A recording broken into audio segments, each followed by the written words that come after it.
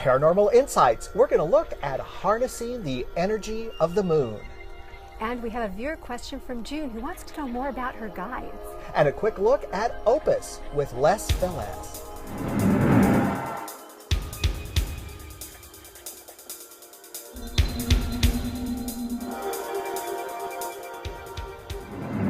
I'm Joseph Ernest Martin. I'm Cindy Grayson. And this is Paranormal Insights, where we bring you the latest and best from the metaphysical world. Here you get real tools and insights to your questions as we bring you answers from beyond the ordinary. Cindy is a certified hypnotherapist with a specialty in past life regression. She also works with white light entities and other spirits as a medical intuitive. Joseph is an award-winning psychic of over 25 years, and he's the author of the international bestseller, The Quest to Row. Joseph is also the recipient of the Visionary Award of Excellence. The moon is just such a beautiful fixture here from planet Earth. It's the most gorgeous nightlight, and it really makes it interesting at night for everything that we do. I actually love nighttime energy. It's my favorite time, and it's a fantastic creative time for most people. I find my most creative work actually happens in the evening when the moon is out and shining beautifully. Wow, and see, I'm a morning person. However, when I go out at night, I am just full of recharged energy, and it's yummy energy that you don't find very often. It's kind of like holding a baby for me, and that energy just rejuvenates and heals and just fills me up. The moon itself is such an interesting kind of celestial body. I know we've been talking about some of the more scientific aspects of it, though my Wicca friends love the moon. So what can you do with the moon's energy? Conduct your own experiments. After all, it can't hurt. Whether you need to decompress, refuel, or heal, go outside during a full moon and stand, walk, or sit. If it's warm enough, put your bare feet on the ground. Quiet your mind and notice how good it feels. You'll find that you feel calm, balanced, and just all around good no matter how you felt before going outside. You can also place a container of water under the moonlight, either directly or through a window. Let the water sit overnight under a full moon.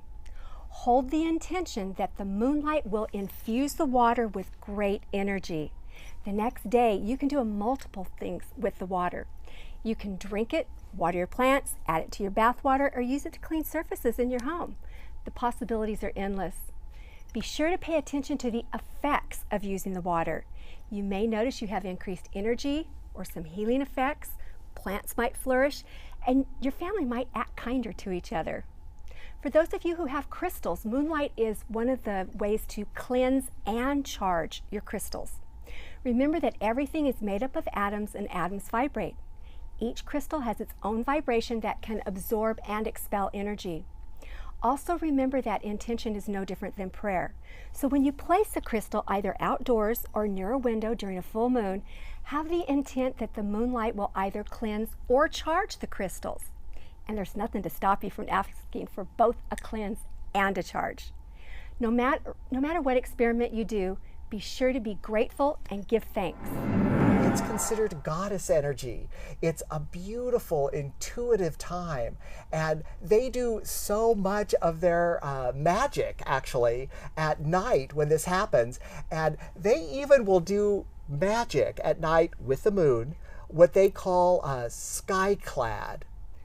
I'm not familiar with that. You haven't been? No. Well, skyclad energy or skyclad ceremonies means the only thing separating you from the beautiful moon is air. It means totally au naturel. Oh, that sounds like fun. It does sound like fun. It does sound like fun.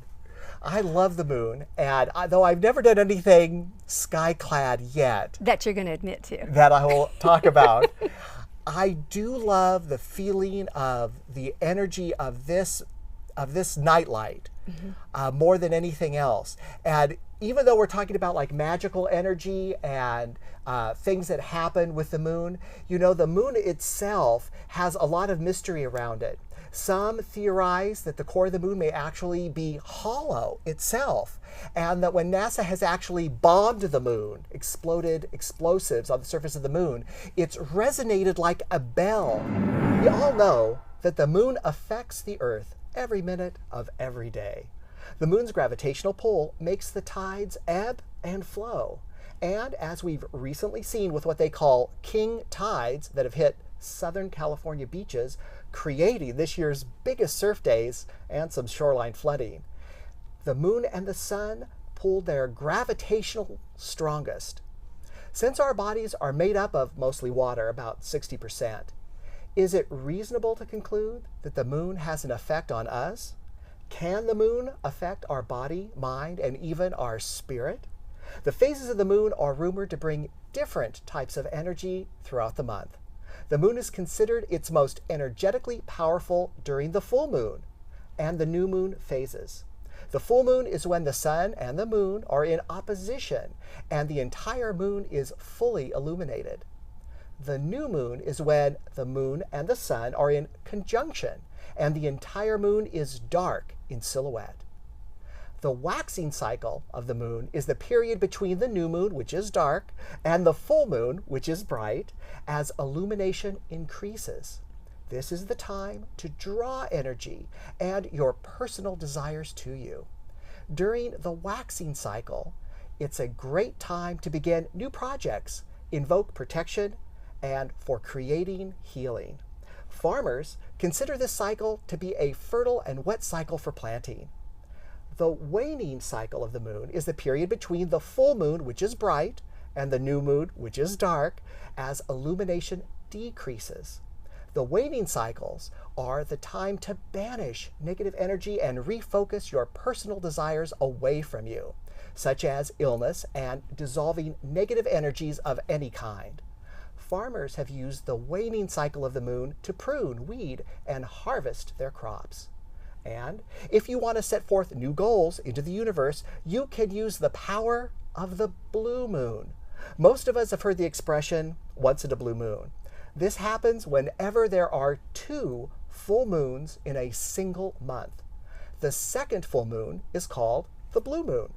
This happens once every 2 to 3 years. Because of its rarity, it's said that something may happen once in a blue moon.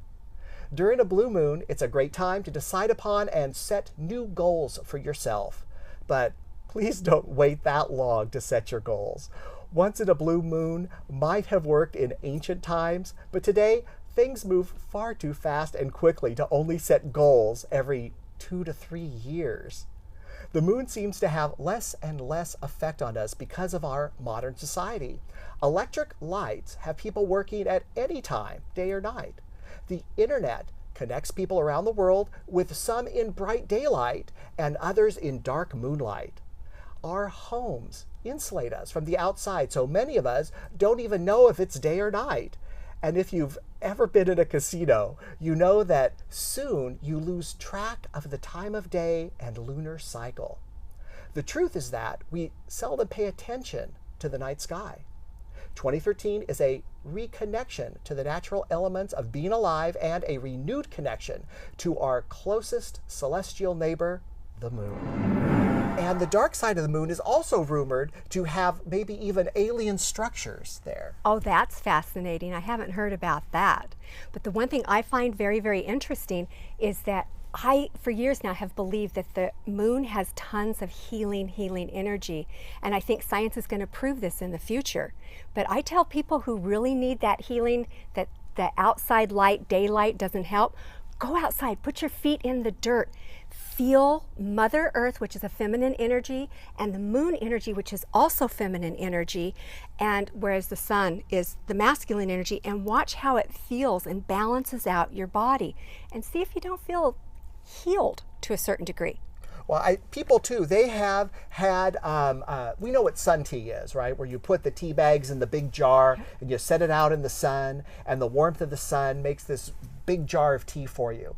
But you can also make moon tea. You do the exact same thing, get a big jar, put your tea bags in, put the lid on, and let it sit out overnight. The next day, you're going to have this moon energized tea that's absolutely delightful. I've got to try that. I'm going to try that really soon. That sounds fascinating because, I work with moonlight and water and clearing crystals. Did you know that the Earth's moon is the 5th largest moon in the solar system, and it's bigger than the planet Pluto? We all know that the Earth revolves around the sun just as the moon revolves around the Earth. And like the Earth rotates on its axis, the moon also rotates and revolves around the Earth. We all know it takes a day for the Earth to make a full rotation and a year for a full revolution. The moon is different. The moon rotates around the Earth about every 27, 29 days and revolves on its axis about once during that same time period. So the moon only turns one time as it goes around the Earth. That's why the moon always looks the same, because we never see the other side of it no matter where we are. The other side of the moon is often referred to as the dark side of the moon.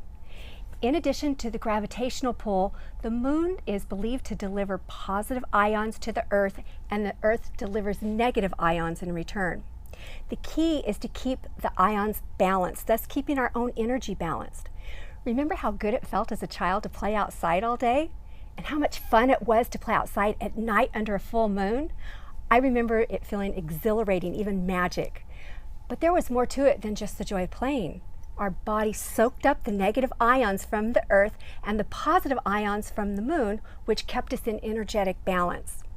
Our lifestyles nowadays typically don't include being outside underneath a full moon, which tends to leave our energy a bit unbalanced. Instead, we are often exposed to moonlight while driving home or looking through a window. Yet we don't combine that with being outside at night for periods of time. And while the scientific research on moon's energy can be contradictory, let's look at some anecdotal findings. Maternity wards tend to schedule more staff during a full moon.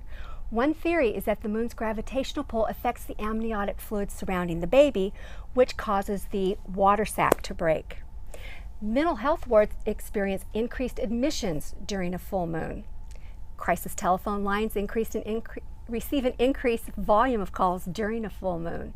And there tends to be an increase in crime and domestic disturbances during a full moon. Then there are those who believe the moon's energy to be very healing due to the different light emitted, which includes the full spectrum of blue light. Richard Chapin, founder of the Interstellar Light Applications near Tucson, Arizona, has developed a moonlight collector. It's taller than a 5-story building. It rotates in a full 360 degrees and weighs more than 30 tons. It has a collection surface of over 3,000 square feet of mirrors to capture the moonlight. And people come from all over to experience the lunar therapy in hopes of healing. Many visitors have reported being healed or greatly improved. But regardless of the scientific data, people throughout history and in modern times have been very mindful of the moon's energy. It's body in different ways, and including depression and the highs and the lows that people go through.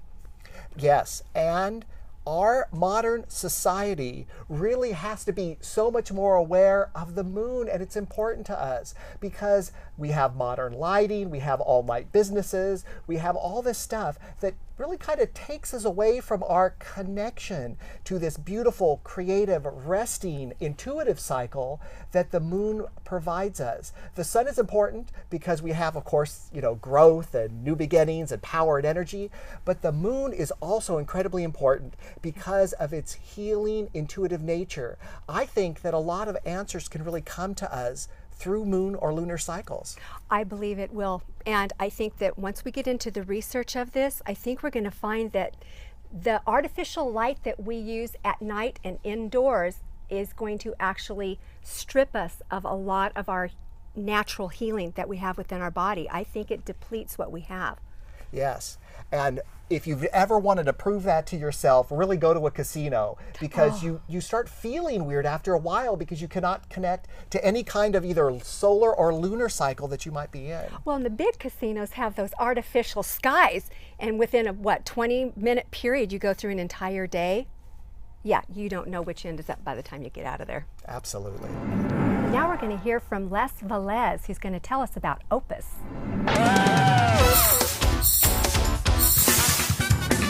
We're here at the UFO Con, and I'm with Les Velez. who is with MUFON, the Mutual UFO Network, and OPUS, the Organization for Paranormal Understanding and Support. Les has been doing this work for many, many years, joining MUFON since 1991, and now doing extensive work with OPUS. You are a co-founder of OPUS. Now, people know what the word OPUS means from a dictionary sense, but tell us about the Organization for Paranormal Understanding and Support.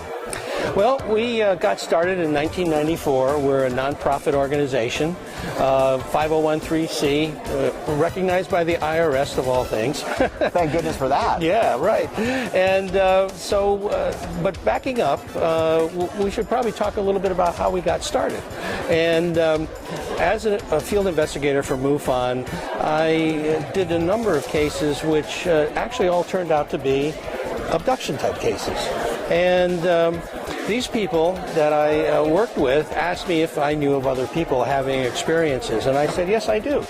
And so next thing I know, I'm facilitating a support group.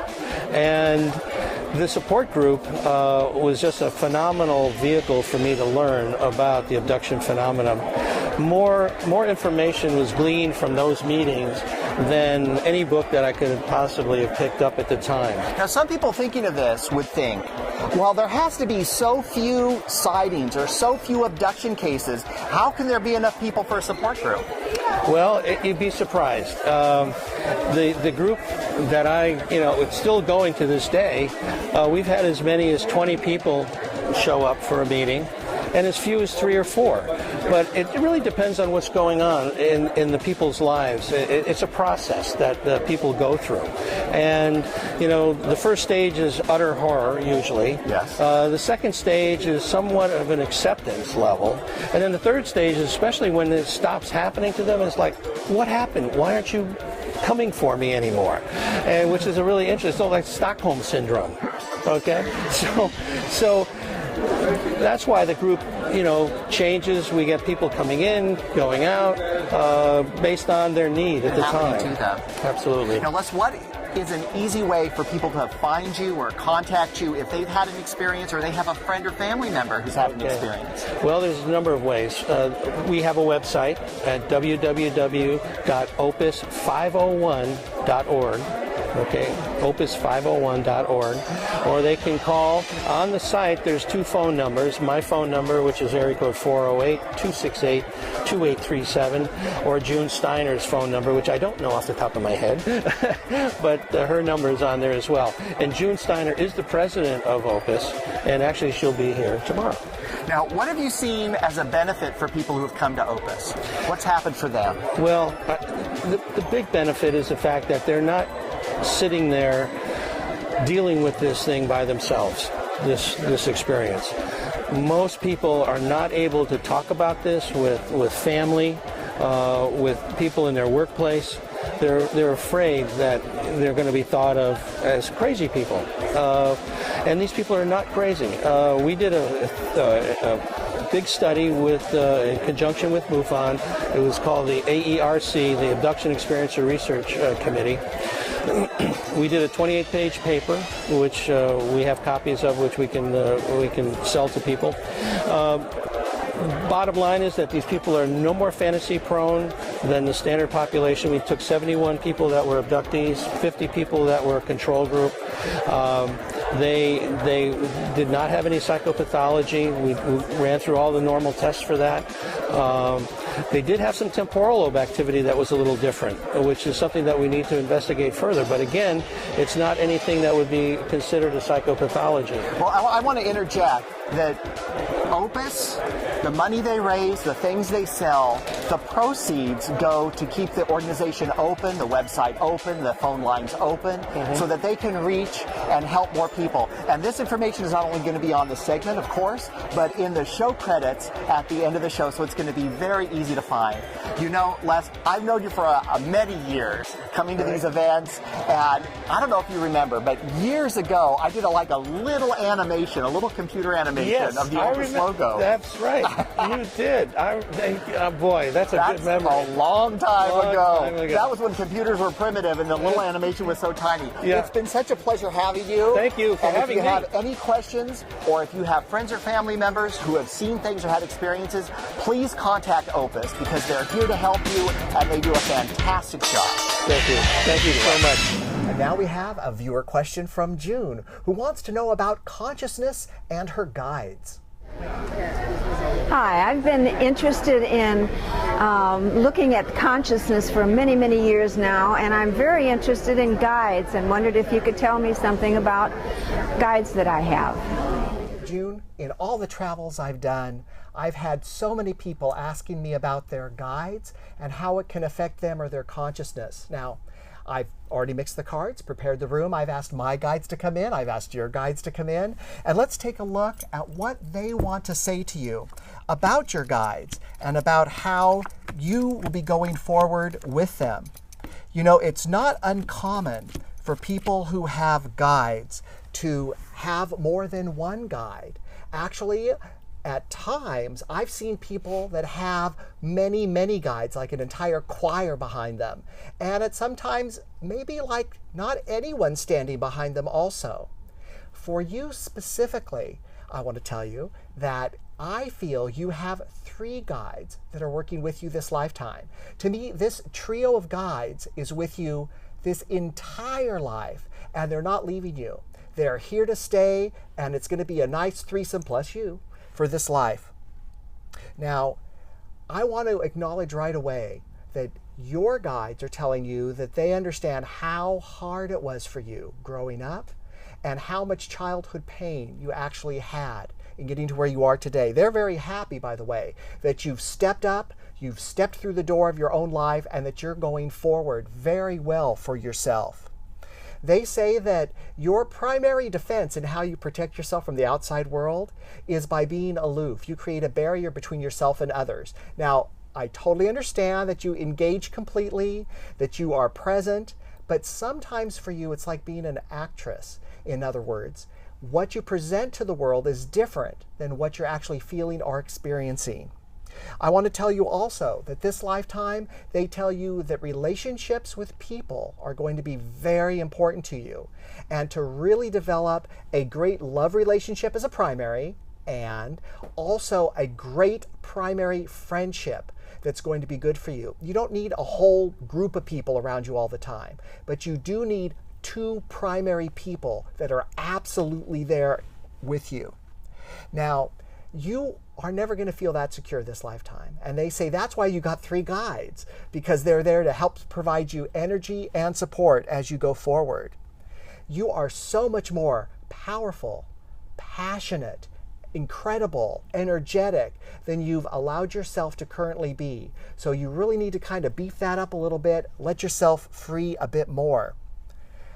Your healing work for this lifetime is still in progress. So for you, I want you to know, absolutely, please allow yourself to heal. Please do the work to heal the inner stuff that's still coming out. Appearing to be one thing, but being another is not going to work for you. Let your guides, the 3 of them, talk to you. They'll talk to you at night, and hear what they have to say, because they love you and they're going to be with you this entire lifetime. June, your guides are delighted with your thirst for higher consciousness. They tell me that your spiritual journey has consciously started, although it began before you were born.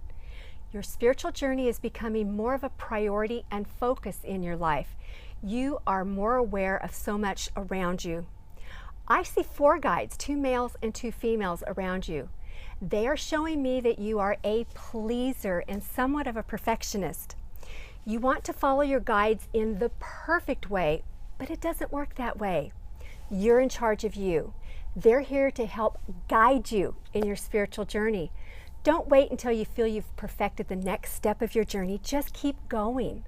One guide is really dedicated to your creativity, but seems a bit bored.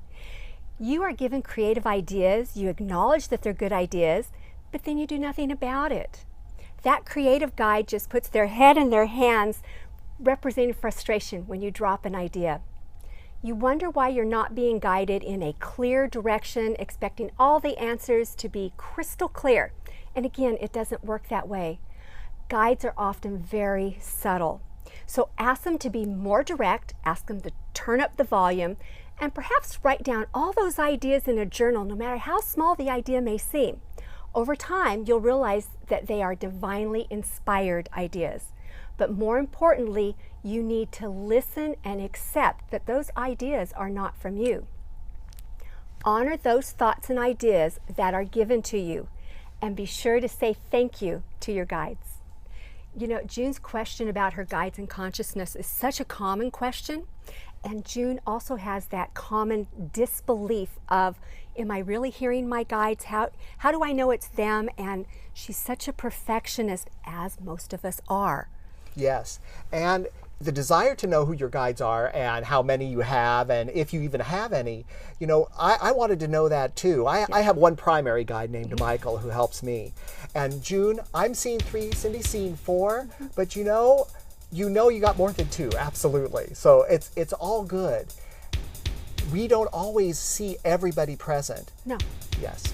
No, we don't, because your gifts and your guides are focusing on something. My gifts and my guides focus on something else. And I'm always amazed at how when we blend our readings, there's so much overlap, and yet we both get slightly different focuses. And it's amazing because the creativity, she has it in her. Her guide is frustrated, and she's got it. She can do it. June, just stick with it, hon. Ask your guides to talk to you, especially before falling asleep at night, especially in bed. That's a really great place to do that. They will talk to you. You will be able to hear them. Just be open and practice. And even though there'll be many voices, I think you're going to be able to hear them just fine. We want to answer your questions and address your topics. If you have questions you want us to answer or topics you'd like us to look into, we're easy to find. You can find me at questtarot.com or email me at joseph@questtarot.com. You can find me at cgraysonhypnosis.com or email me, cindy@cgraysonhypnosis.com. You can watch this program on Comcast Channel 17 in the Sacramento area. See more at accesssacramento.org, and on Comcast Channels 23, 28, 29, and 33 in the San Francisco Bay Area.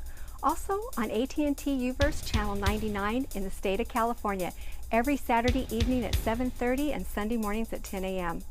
Also check out betv.org and more channel listings at att-services.net. You can follow us on Facebook, Vimeo, and YouTube. Simply search Paranormal Insights, Joseph Ernest Martin, or Cindy Grayson. And be sure to watch our new weekly series, The Magic Minute, where every week you'll learn easy-to-use everyday magic that makes your life better. Every Wednesday on YouTube, where it only takes a moment to make magic. And when you watch, be sure to click like and subscribe. Please send us your questions and topics, so we can share our paranormal insights and answers from beyond the ordinary.